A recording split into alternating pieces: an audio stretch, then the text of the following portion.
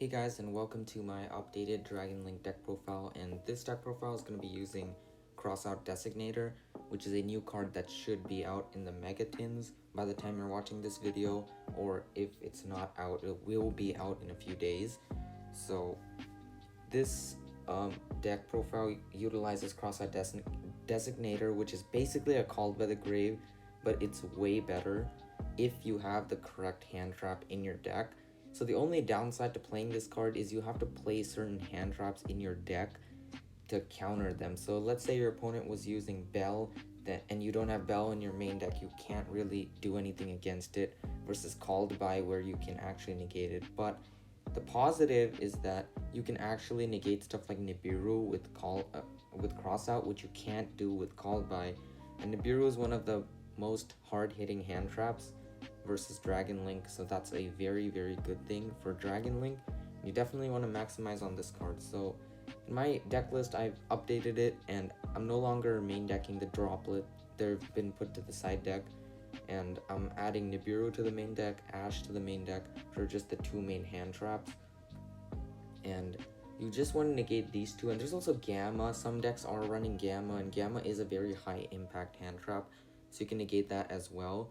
And usually Gamma is another protection card like Crossout, so if they were to Ash you when you use Safered, Chaos Space, Quick Launch, something like that, you can just use Gamma, negate it, and then go into Ruler on top of all of that. So Gamma is still going to be sticking in the main deck because it just gets so much advantage, and it's also light for the graveyard stuff.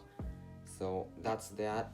And then Talons has been cut to 2, and Chamber has also been cut to 2 from my last deck list, because kind of have to make space for all of these hand traps and stuff. So Chamber is just fine at 2. Some lists are only running 1 Chamber, but I felt like 2 is fine. Just maximize on how many ever Chamber you can possibly have, while also keeping the deck list as close to 40 cards as possible. So that's why I had Chamber to 2. If you want, you can try cut something else and make room for Chamber as well, because Chamber at 3, if you can make room for it, that's very good. And Talons has also been cut to 2. It's a very powerful card, and if you're it's a staple that many decks are running. So you can even negate Talons if you set cross out during your turn, and then just cross out negate Talons that your opponent has that might come up. So that's another thing. And Droll is in the side deck, so if your opponent's playing Droll, you can always just side in like 1 Droll if needed. So that's just another thing you can do with this deck.